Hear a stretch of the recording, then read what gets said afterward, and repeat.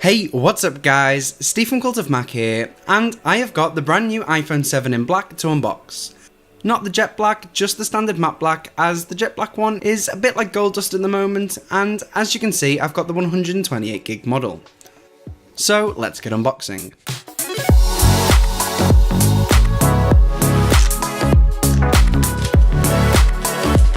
So on top you've got the little folder which usually houses all of the warranty information and quick start guides, which is usually underneath the iPhone, so that's a bit of a change there.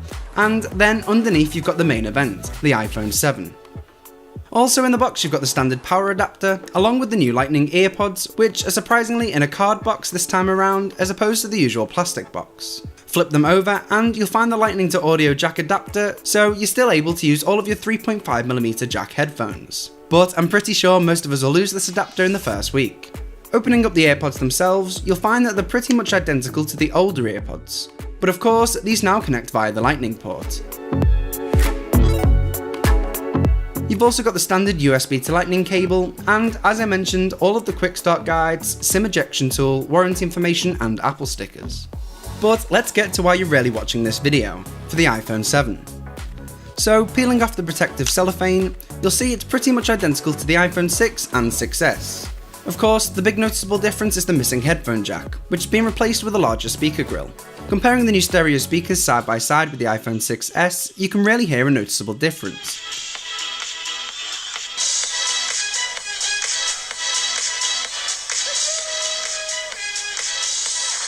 It's not going to replace any Bluetooth speakers anytime soon, but it's definitely a huge improvement.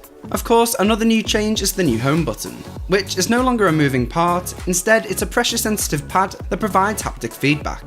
I can tell already that it's going to take a little bit of time to get used to, but thankfully it has 3 strength settings, which on the strongest setting helps it to feel a little bit more like a real button. On the back, you'll find the new 12MP camera with an improved quad LED flash. I took some quick shots and the camera appears to look a lot sharper in low light and colours seem to be more accurate and balanced. And of course it's now got the optical image stabilisation on the 7 as opposed to being exclusive to the Plus models, which does a really nice job of smoothing out those jerky motions. As I mentioned, there's not much of a physical difference from the 6 and the 6S, but those ugly antenna lines have now been moved to go around the top, and on this black version they're barely noticeable, which is really nice. Also, the front-facing camera has gone from a 5MP up to a 7MP camera, so your selfie game is definitely going to improve.